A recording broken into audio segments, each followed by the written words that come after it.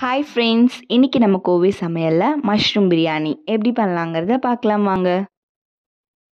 ஒரு ஜார் எடுத்துட்டு 1 டீஸ்பூன் சோம்பு, 3 பச்சை மிளகாய், 2 வரமிளகாய் சேர்த்துட்டு 5-6 சின்ன வெங்காயம், 1 ஸ்பூன் இஞ்சி பூண்டு பேஸ்ட், கொத்தமல்லி, புதினா இலைகள் சேர்த்துட்டு நல்லா ஃபைன் பேஸ்ட்டாக அரைச்சி எடுத்துக்கோங்க. ஒரு ப்ரெஷர் குக்கரில் தேவையான அளவு எண்ணெய் சேர்த்துட்டு பிரியாணி இலை, 2 பட்டை, 5 கிராம்பு, முந்திரி 4, 2 ஏலக்காய் சேர்த்துட்டு 2 பெரிய வெங்காயம் சேர்த்துட்டு நல்லா வதக்கி விடுங்க. வெங்காயம் நல்லா பொன்னிறமாக ஆகிற வரைக்கும் நல்லா வதக்கி விடுங்க. இப்போ நம்ம அரைச்சி வச்சுருக்கக்கூடிய பேஸ்ட் உள்ளே சேர்த்துக்கலாம்.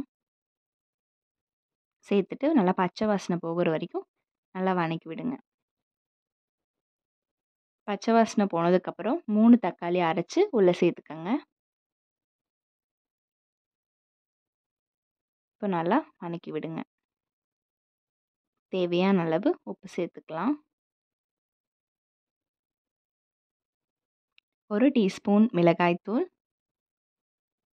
1/2 டீஸ்பூன் மஞ்சத்தூள், 1 டீஸ்பூன் கொத்தமல்லி தூள், 1 டீஸ்பூன் கரம் மசாலா சேர்த்துட்டு நல்லா கலக்கி விடுங்க. கட் பண்ணி வச்சுருக்கக்கூடிய மஷ்ரூம் சேர்த்துட்டு நல்லா கலக்கி விடுங்க.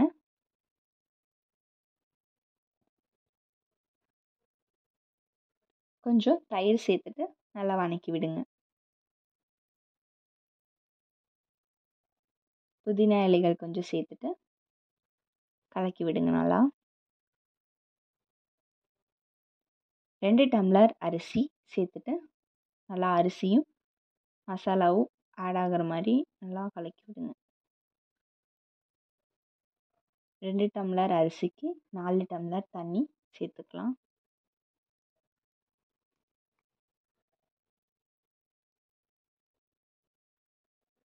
கொஞ்ச நேரம் கொதி வந்ததுக்கப்புறமா க்ளோஸ் பண்ணி 2 விசில் விட்டு எடுத்துக்கோங்க.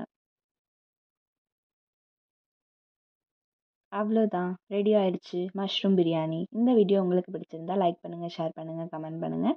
மறக்காமல் சப்ஸ்கிரைப் பண்ணுங்கள். தேங்க்யூ ஃபார் வாட்சிங்.